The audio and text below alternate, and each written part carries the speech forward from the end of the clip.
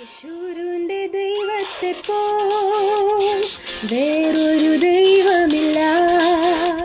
യേശുവിന്റെ ദൈവത്തെ പോൽ വേറൊരു ദൈവമില്ല. എന്നെ സഹായിപ്പാൻ തന്റെ മഹിമയോടെ മേഘാരൂഢനായി വരും. എന്നെ സഹായിപ്പാൻ തന്റെ മഹിമയോടെ മേഘാരൂഢനായി വരും. സുഭാഷിതം.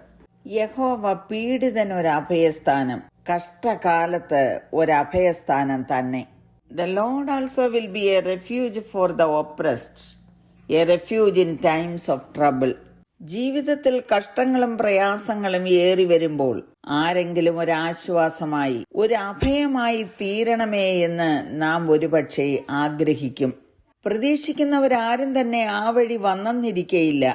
എന്റെ പ്രയാസവേളകളിൽ ഞാൻ ബുദ്ധിമുട്ടുമ്പോൾ ഇന്നവരൊക്കെ എന്നെ സഹായിക്കും, അവർ എനിക്ക് തുണയായിരിക്കും, അഭയമായിരിക്കും എന്നൊക്കെ ചിന്തിച്ചേക്കാം.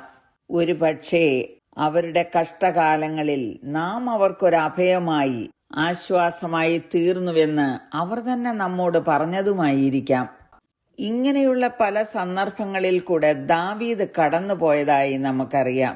അതിന്റെ വെളിച്ചത്തിലായിരിക്കാം 9-ാം സങ്കീർത്തനം 9-ാം വാക്യത്തിൽ യഹോവ പീഡിതനും കഷ്ടമനുഭവിക്കുന്നവർക്കും അഭയസ്ഥാനമാണെന്ന് എഴുതിയത്. നമ്മുടെ കാലയളവിലും അനേകർ പീഡ അനുഭവിക്കുന്നു. അവർ ചെയ്യാത്ത കുറ്റങ്ങൾ അവരുടെ മേൽ ചുമത്തിയിരിക്കുന്നു. തുടർന്ന് പറഞ്ഞിരിക്കുന്നത്, നിന്റെ നാമത്തെ അറിയുന്നവർ നിങ്കൽ ആശ്രയിക്കും. യഹോവേ, നിന്നെ അന്വേഷിക്കുന്നവരെ നീ ഉപേക്ഷിക്കുന്നില്ലല്ലോ. ദൈവത്തെ അന്വേഷിക്കുന്നവർക്കും അവിടുത്തെ നാമത്തെ അറിയുന്നവർക്കുമാണ് അഭയസ്ഥാനമായിരിക്കുന്നത്. നഹൂം പ്രവചനം 1-ന്റെ 7-ാം വാക്യത്തിൽ ഇങ്ങനെ എഴുതിയിരിക്കുന്നു, കർത്താവ് നല്ലവനും കഷ്ടകാലത്ത് ശരണവുമാകുന്നു, തന്നിൽ ആശ്രയിക്കുന്നവരെ അവൻ അറിയുന്നു എന്ന്. നമ്മെ അറിയുന്ന ഒരു കർത്താവുണ്ട്. നാം അവനിൽ പൂർണ്ണമായി ആശ്രയിക്കുന്നു എങ്കിൽ നിശ്ചയമായും അഭയമായി തന്നെ പ്രവർത്തിക്കും. പുരാതന കാലത്തുള്ള ദൈവഭക്തർക്ക് മാത്രമാണോ ദൈവം അഭയമായിരിക്കുന്നത്? ഒരിക്കലുമല്ല. നാം കർത്താവിൽ അധികമായി ആശ്രയിച്ചാൽ നമുക്കും അഭയം തന്നെ. ഇന്ന് ജീവിച്ചിരിക്കുന്ന ഒരു സുഡാനീസ് മതസ്വാതന്ത്ര്യ പ്രവർത്തകയാണ് മറിയം ഇബ്രാഹിം ഇഷാഖ്. സുഡാനിൽ ജനിച്ച മറിയം ഇബ്രാഹിമിന്റെ ജന്മപിതാവ് ഒരു മുസ്ലിമാണ്. ആയതിനാൽ ഇസ്ലാമിക നിയമമനുസരിച്ച് അവരും മുസ്ലിമാകുന്നു. ക്രിസ്തുവിശ്വാസിയായ അവൾ ഒരു ക്രിസ്ത്യാനിയെ വിവാഹം കഴിച്ചതിനാൽ വ്യഭിചാര കുറ്റത്തിന് അറസ്റ്റ് ചെയ്തു. വിശ്വാസത്യാഗത്തിന് അറസ്റ്റിലായ ഗർഭിണിയായിരുന്ന മറിയം ഇബ്രാഹിമിനെ ജയിലിൽ അടച്ചു. താമസിയാതെ അവിടെ വെച്ച് വധശിക്ഷയ്ക്ക് വിധിക്കപ്പെട്ട അവർ 2014 മെയ് 27-ന് ജയിലിൽ ഒരു പെൺകുട്ടിയെ പ്രസവിച്ചു. മറിയം ഇബ്രാഹിമിന്റെ കേസ് സുഡാനിലെ ക്രിസ്ത്യാനികൾക്കെതിരായ പീഡനത്തിന്റെ വിശാലമായ ഒരു പ്രശ്നത്തിന്റെ ഭാഗമായിരുന്നു. താൻ എപ്പോഴും ഒരു ക്രിസ്ത്യാനിയാണെന്ന് മറിയം ഇബ്രാഹിം പറഞ്ഞെങ്കിലും അവൾ തന്റെ അസാന്നിധ്യത്തിലുള്ള പിതാവിന്റെ വിശ്വാസം പിന്തുടരേണ്ടതായിരുന്നുവെന്ന് പ്രോസിക്യൂഷൻ അവകാശപ്പെട്ടു. ജഡ്ജിയുടെ പിന്തുണയോടെ അവൾ തന്റെ ക്രിസ്ത്യൻ വിശ്വാസം ഉപേക്ഷിക്കണമെന്നും പിതാവിന്റെ വിശ്വാസമായ ഇസ്ലാമിലുള്ള വിശ്വാസത്തിന് സമ്മതം നൽകണമെന്നും ആവശ്യപ്പെട്ടു. താൻ ജീവിതകാലം മുഴുവൻ ക്രിസ്ത്യാനിയായിരുന്നുവെന്നും കോടതിയുടെ അഭ്യർത്ഥന പ്രകാരം തന്റെ യഥാർത്ഥ വ്യക്തിപരമായ വിശ്വാസം റദ്ദാക്കാനോ മാറ്റാനോ കഴിയുകയില്ലെന്നും വാദിച്ചുകൊണ്ട് അവർ ക്രിസ്തുവിലുള്ള വിശ്വാസം ഏറ്റുപറഞ്ഞു.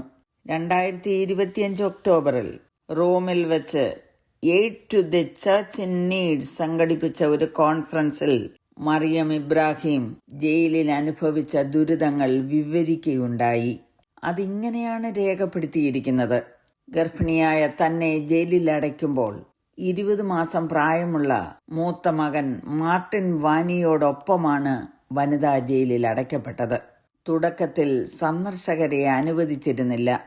ഒടുവിൽ ഭർത്താവ് മറിയം ഇബ്രാഹിമിനെ കണ്ടപ്പോൾ അവരുടെ കാലുകൾ ചങ്ങല കൊണ്ട് ബന്ധിക്കപ്പെട്ടിരുന്നു. ആ കാലുകൾ വീർത്തിരുന്നു.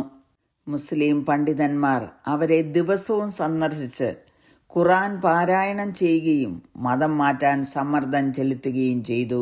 സെല്ലിലെ ആദ്യ രാത്രിയിൽ താൻ വളരെ ഭയന്നുപോയി. പ്രാർത്ഥിക്കാൻ മാത്രമേ കഴിഞ്ഞുള്ളൂ എന്നാണ് അവർ പറഞ്ഞത്. ക്രിസ്ത്യാനിയായിരുന്ന എൻ്റെ അമ്മ മരിച്ചുപോയി. എൻ്റെ പിതാവിൻ്റെ കുടുംബം എന്നെ നിരസിച്ചു. മാധ്യമങ്ങൾ എന്നെ അശുദ്ധ, അവിശ്വാസി, മരണത്തിന് അർഹപ്പെട്ടവൾ എന്നൊക്കെ വിളിച്ചു. പ്രാർത്ഥിക്കാനും വായിക്കുവാനും എങ്ങനെ കഴിഞ്ഞു എന്നും അവർ വിവരിച്ചു. ബാത്റൂമിൽ മാത്രമേ ആരും കാണാതെ ബൈബിൾ വായിക്കുവാൻ കഴിഞ്ഞിരുന്നുള്ളൂ. ബാത്റൂമിൽ വായിക്കാൻ വേണ്ടി ബൈബിളിന്റെ പേജുകൾ ചെറുതായി മുറിച്ച് മുടിയിൽ ഒളിപ്പിക്കേണ്ടി വന്നു. താൻ പോകുന്നിടത്തെല്ലാം ആ ജയിൽ ബൈബിൾ എപ്പോഴും തൻ്റെ കൂടെ കൊണ്ടുപോയിരുന്നു. അത്യാവശ്യമായ വൈദ്യചികിത്സ നിഷേധിക്കപ്പെട്ടു. ബുദ്ധിമുട്ടുള്ള ഗർഭധാരണം ഉണ്ടായിരുന്നിട്ടും മറിയം ഇബ്രാഹിമിനെ ആശുപത്രിയിലേക്ക് മാറ്റാൻ വിസമ്മതിച്ചു. പ്രസവ സമയത്ത് പോലും അവളുടെ കാലുകൾ ബന്ധിച്ചിരുന്നത്രേ. തന്റെ ഭർത്താവ് ശിക്ഷയ്ക്കെതിരെ അപ്പീൽ നൽകി. അപ്പീൽ കോടതിയുടെ ഉത്തരവനുസരിച്ച് മറിയം ഇബ്രാഹിമിനെ വിട്ടയച്ചു. അവളും കുടുംബവും അമേരിക്കയിലേക്ക് വിമാനത്തിൽ കയറാൻ പോകുന്നതിനിടെ അറസ്റ്റ് ചെയ്തു. വിമാനത്താവളത്തിൽ നിന്നും ചോദ്യം ചെയ്യലിനായി കൊണ്ടുപോയി. മോചിതരായതിനു ശേഷം കുടുംബം 1 മാസം US എംബസിയിൽ ചിലവഴിച്ചു. ഇറ്റാലിയൻ സർക്കാർ സഹായം വാഗ്ദാനം ചെയ്യുകയും അവർ പിന്നീട് ഇറ്റലിയിലേക്ക് പോവുകയും ചെയ്തു. പിന്നീട് അമേരിക്കയിലെത്തി അവിടെ താമസിക്കുന്നു. മതപരമായ പീഡനത്തിനിരയായ മറ്റ് സ്ത്രീകൾക്കും ലിംഗാധിഷ്ഠിത അക്രമവും ഗാർഹിക പീഡനം നേരിടുന്ന സ്ത്രീകൾക്കും വേണ്ടി മറിയം വാദിക്കുന്നു. യഹോവ പീഡിതനൊരു അഭയസ്ഥാനം, കഷ്ടകാലത്ത് ഒരു അഭയസ്ഥാനം തന്നെ. കർത്താവ് നല്ലവനും കഷ്ടകാലത്ത് ശരണവുമാകുന്നു. തന്നിൽ ആശ്രയിക്കുന്നവരെ അവൻ അറിയുന്നു. പ്രിയമുള്ളവരെ, ഒരു മറിയം ഇബ്രാഹിമല്ല, അനേകര് കർത്താവിന്റെ നാമത്തിൽ പീഡനം അനുഭവിക്കുന്നു. കഷ്ടങ്ങളിലും പ്രയാസങ്ങളിലും പതറിടാതെ കർത്താവിൽ അഭയം പ്രാപിക്കുന്നു. ദൈവം അവരെ അറിയുന്നു. യേശു കർത്താവ് പറഞ്ഞത്, എൻ്റെ ആടുകൾ എൻ്റെ ശബ്ദം കേൾക്കുന്നു, ഞാൻ അവയെ അറിയുകയും അവ എന്നെ അനുഗമിക്കുകയും ചെയ്യുന്നു.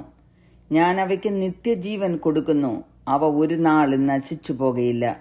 ആരും അവയെ എൻ്റെ കയ്യിൽ നിന്ന് പിടിച്ചു പറിക്കുകയുമില്ല. നമ്മെ അറിയുന്ന, നമ്മെ പരിപാലിക്കുന്ന നമ്മുടെ കർത്താവിൽ നമുക്ക് അഭയം പ്രാപിക്കാം. പ്രാർത്ഥിക്കുന്നു. കരുണയുള്ള പിതാവേ, അനേകർ പീഡിതരായി കഷ്ടം അനുഭവിക്കുന്നുവല്ലോ.